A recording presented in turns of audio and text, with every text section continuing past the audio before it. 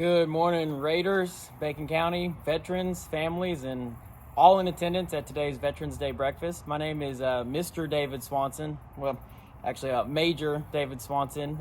In this case, I am on duty this week here at fabulous and beautiful Fort Moore, Georgia, just outside of Columbus, formerly Fort Benning, Georgia, but recently renamed to reflect the true service of those who honorably served the United States Army. Now is named after Lieutenant General Hal Moore and his wife Julia Moore. So Fort Moore here in Columbus, Georgia. And I'm actually on duty this week. I'm on a drill week, earning that veteran status and those future Applebee's and Texas Roadhouse discounts. And I'm sorry I'm not here with you today for breakfast, but I just wanted to bring you a quick message about what Veterans Day means to me, and what better setting to do it than right here at the Global War on Terrorism Memorial Park on Fort Moore. So first of all, let me introduce myself from the perspective of Bacon County.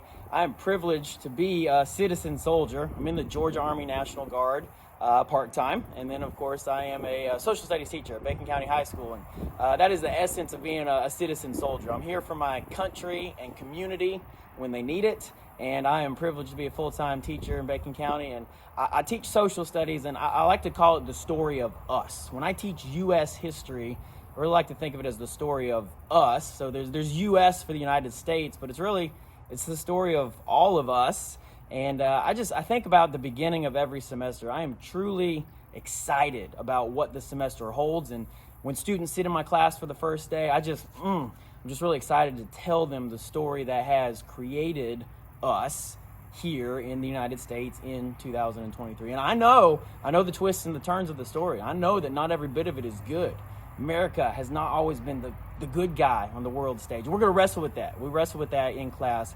But America is exceptional as well. And no one wants America to be exceptional more than I do. And we unveil and unpack all of those good pieces of America as well. So I'm privileged to bring your students the story of us. That is my role at Bacon County High School. What I want to bring a quick message to you here today is what Veterans Day means to me. And as I think about the story of us, I think about the veterans who have come long before me, standing here in this uniform today. And really, I think that I stand on the shoulders of giants. When I think about the men and the women and the legacy of service in America long before myself raising my right hand and swearing to support and defend the Constitution of the United States. I did that in 2006.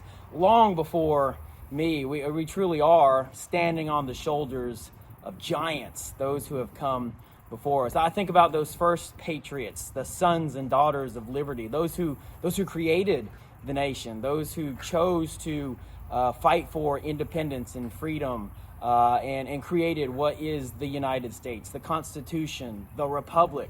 So I think of that first generation of veterans, where obviously none of us would be here today were it not for them. And then I think about just one generation later, the patriots, the sons of that first patriot generation had to fight the British a second time in the War of 1812, had to confirm our liberty again.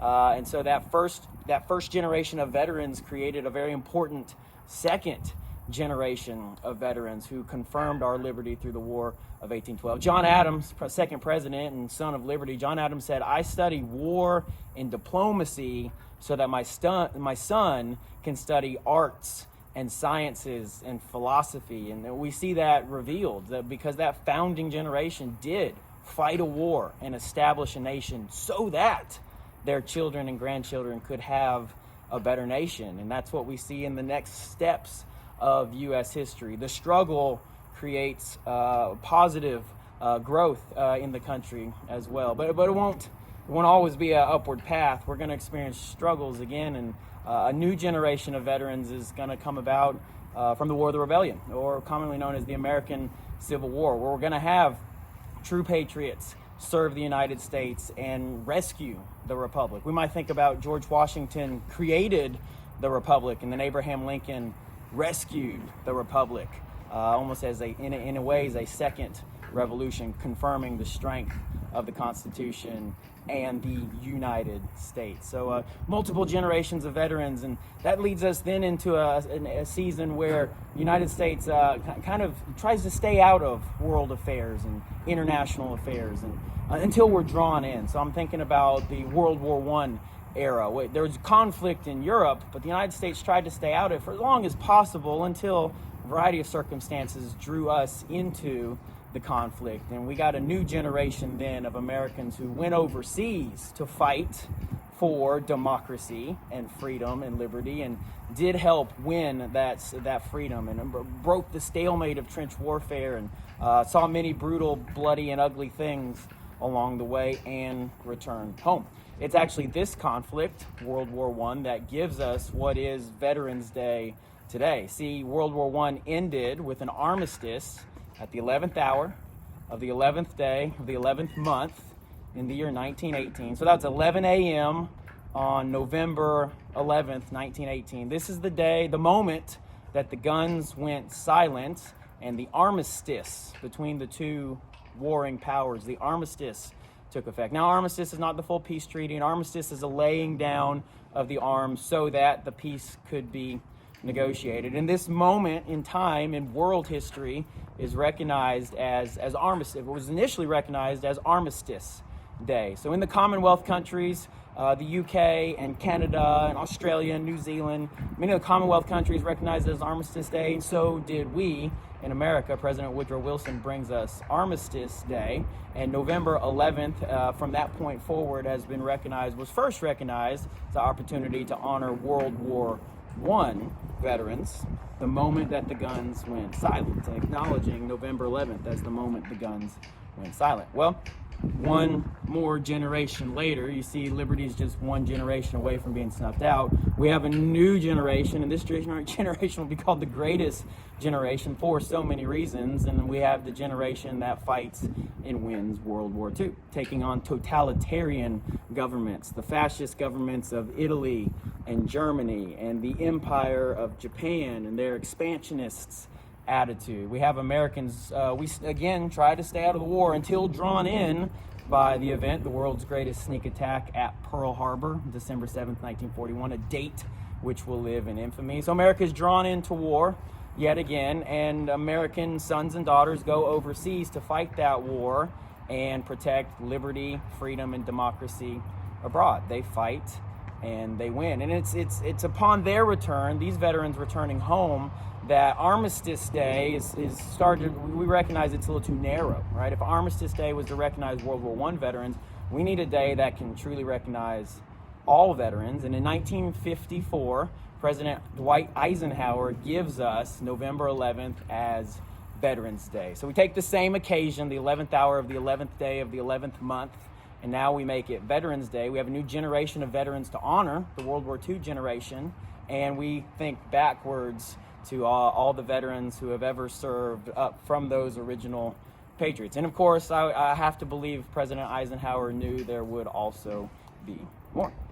So the conflict in Korea gives us a new precedent. Korea and Vietnam, Korea is often called the Unforgotten War, and then Vietnam is often called the Unending War, the Never-Ending War, the Forever War, for how long it extended. The precedent is now that the President and Congress is using the military without a declaration of war. Did you know that the last time the United States has ever declared war was December 11th, 1941? War was declared on Germany and Italy. December 8th, 1941, just 3 days previous to that, war was declared on Japan. That's the last time our country's ever declared war, but certainly not the last time that the military has ever been used. So veterans of Korea and Vietnam will say the word war because war is what happened in those Eastern Asian countries. But the military is being used in a different way without a declaration of war. And sometimes it's that absence of a declaration of war that leads to the forever war that our young men and women will experience in Vietnam. Congress didn't know when or how to bring our service members home, and creates a generation of veterans that carry different types of scars and wounds. And unfortunately, a lower point in U.S. history where the nation is not as grateful as it ought to have been. And that has certainly been a hard time for many to walk through. Continuing onward with the story of us, my students will find that we're going to continue to use our military in a variety of ways. And the next generation, with smaller, some named conflicts, some not, some short operations, some military parachute jumps. Then, of course, we're going to enter into the era of the global war on terrorism. Again, a surprise attack in New York City, in Washington, D.C., the use of planes as weapons. Of course, I'm speaking of September 11th, 2001, is going to start an ongoing global war on terrorism. From this, we get what is known as the Bush Doctrine. President George W. Bush says, we will take the fight to the terrorists. We will not let them strike again on our homeland. So a new great generation rises up, goes to the military recruiting office, raises the right hand, and swears to uphold and defend the Constitution against all enemies, foreign and domestic. And many veterans find experiences war combat in Iraq, Afghanistan, the Philippines, and elsewhere. It's hard to fight terror. It's easy to fight the Nazis. They wear a uniform. It's really hard to fight terror. So we have a generation of veterans who have grown up fighting an amorphous, abstract, asymmetric battlefield where you're not sure where the front lines are. You're not sure who might be the enemy. What does he wear? What does he carry? How old is he? What is his or her gender? It's really hard to identify what is a terrorist. And of course, we have a recent conclusion to the global war on terrorism. We've closed out operations in Iraq, and very recently we withdrew our final combat troops from Afghanistan. This is a generation known as the global war on terrorism generation. And I imagine I'm talking to many of you who fit into that story, the story of us. I myself spent 9 months in Afghanistan, where I realized what it means to give up creature comforts and first world amenities and write a check to the nation up to and including life itself that says, in service to the United States, I give you my service, because we believe that it is better to fight elsewhere than to have combat in our homeland. It's better to take the patrol to a highway across the ocean than to wonder if that roadside garbage is a bomb on I-95. That's why we fight elsewhere, so that we can feel safe and secure at home. And our country has gone through different eras of national involvement. At portions of our country's history, we've experienced nationwide rationing and true investment in the war effort. And at other times, we've experienced great sentiments of thank you for your service. And other times, just wondering what is going on with the military overseas. But we've had strong patriots through it all, and the United States military has been greatly honored and esteemed by this day right here, Veterans Day. A day for all who have ever worn the uniform, whether at home or abroad, in combat, in peace, a frontline soldier or a logistician. Those who have served in uniform, this day is for you. So I just want to say to those in the room, from myself who is still actively serving, thank you. You're the giants upon whose shoulders that my service still stands. And you may have closed out your career, and fortunately, and I'm waning. I'm on the backside, and now maybe I'm looking to students to stand in the gap and be the next generation of America's veterans. So as long as they'll have me, I'm going to continue to do my best in uniform. And students in the room, or those who may hear this message at some other time, we're looking to you to be the next as well. I want to give one quick message about what I think a very important piece of being a veteran. Very often, veterans can be labeled with certain things or acronyms and letters that may just not be fully understood. And one of those is PTSD, post-traumatic stress disorder. A generation earlier may be called shell shock and war fatigue, or a generation before that even cowardice. A lot of times the symptoms of PTSD, what we understand it to be today, previous generations perceived that as cowardice to engage the enemy on the front lines. Well, I want to give this to you, veterans in the room and your family members and anyone listening, maybe not associated with a veteran, but you not in the family, but you see veterans in your life. I want to give this to you. We need to drop the word disorder. Post-traumatic stress happens. It means you experienced an event. You were stressed for a time. Your body's senses of flight, or freeze kicked in, and you may be healing from that. You may be dealing with that. But I want you to know, veteran from all eras, family member of that veteran, bystander looking on, I want you to know that veterans are not disordered. We may experience post-traumatic stress, but my call to us today is that we would drop the letter D. We would drop the word disorder. And I want us to know that it's okay to have been stressed. It's okay to be past a traumatic event and be stressed. I want you to know you are not disordered. Your service has mattered. What you experience, you can heal from. And you, my friend, are not disordered. When I think about veterans and service, I maybe not officially in our government creeds, maybe not officially by any standard written down on paper, but I very often think that a veteran is best summed up by the scripture, John 15 verse 13. Greater love has no one than this, that he would lay down his life for another. Those are the words of Jesus describing what he would do on the cross. And as a sentiment, I do believe that statement is very similar to exactly what a veteran offers this nation, that they would lay down their life for another. That's what is service. That's what every veteran who ever put it on has offered his or her nation. And I'm proud to be I'm proud to be a member of a group that lives out those words from Jesus Christ. Final thought here, veterans. I want you to know, as a teacher in the classroom and as a part-time, citizen soldier and full-time in the classroom, I bring these messages to my students as well. And unfortunately, not in the classroom today, but they will hear this from me when I return. And past generations of students, past years of students have heard this already. I like to tell them about the meaning of the black cat. I'm gonna swap out my headgear here real quick. I don't wear this often. I don't wear mine very often. I don't know why it's black. I don't know why the letters are gold. I have to imagine, look around the room, I have to imagine there's several in the room right now. Marines, sometimes you like to wear red because oorah, that's just the way Marines are gonna roll. These hats, I tell my students to keep their eyes open, and in town, if they see someone wearing a hat like this, go up to that person, shake their hand, say thank you for your service. But don't just run away. It's really easy to say thank you for your service and run away. I challenge my students to say thank you for your service and then ask that person for a life lesson, for a story. Because veterans, we have stories of service. We have life and leadership lessons that need to be told.